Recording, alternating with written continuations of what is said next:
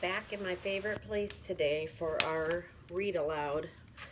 We're still reading in chapter 12. Several long weeks had gone by since Mrs. Sharp had invited Calder and Petra to tea. In that time, a lady writing had vanished. She was gone, but she was everywhere. She was still Petra and Calder's secret, but she was now a familiar face to many thousands of others.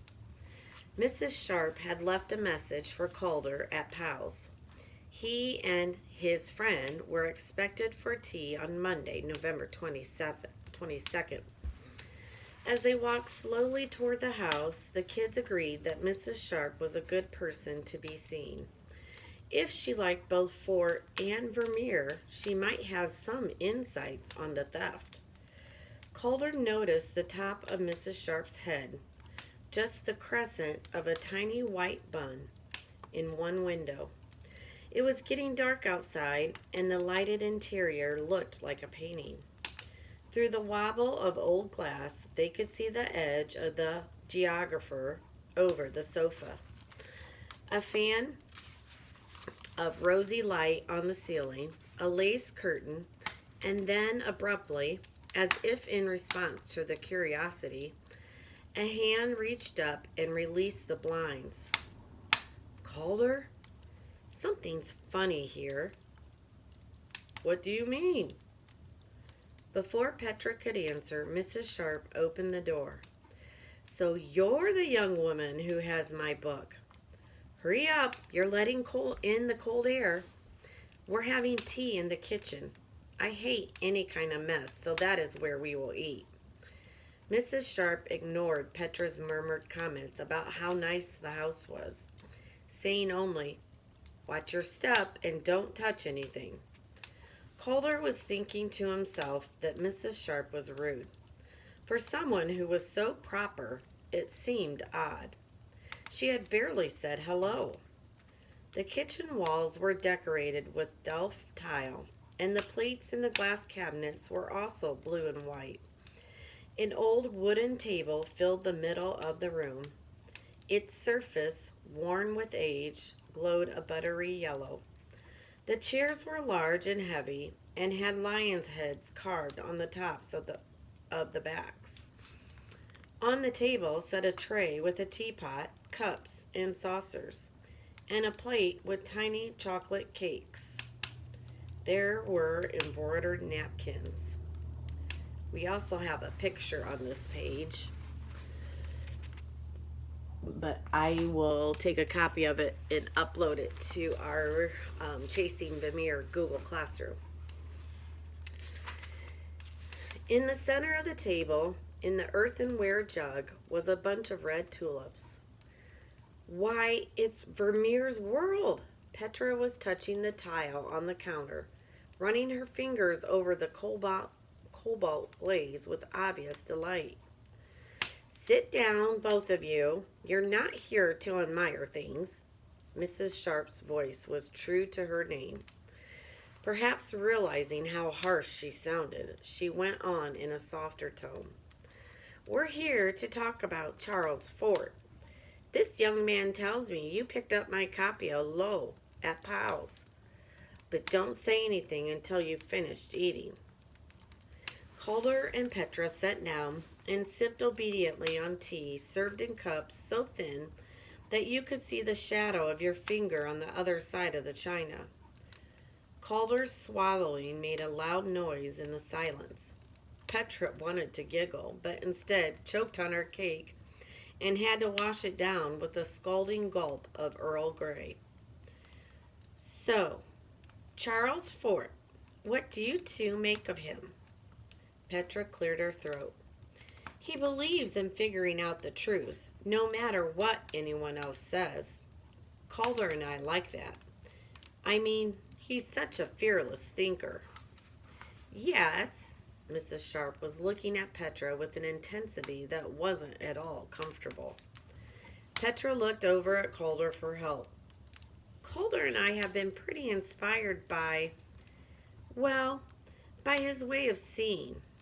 It seems like most people aren't brave enough to question things the way Fort did. Yes, his ideas have meant a great deal to me.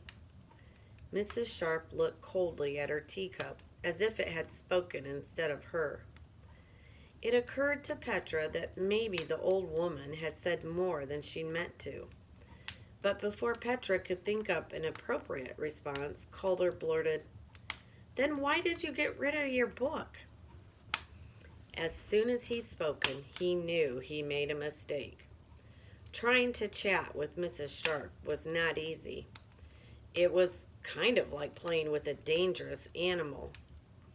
"I was finished with it."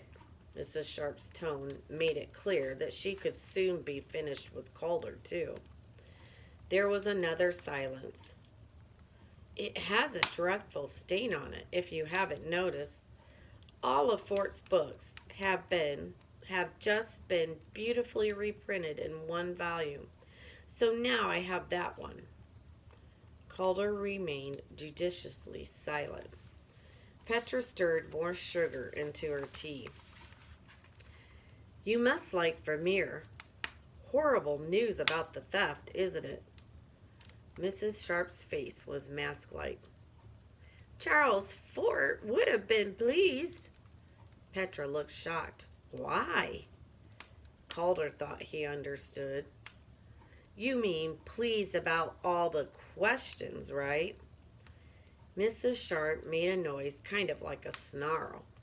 Calder, aware that he had trespassed once again, looked down at the table. He was moving too fast. What was wrong with him? Petra tried to make things better.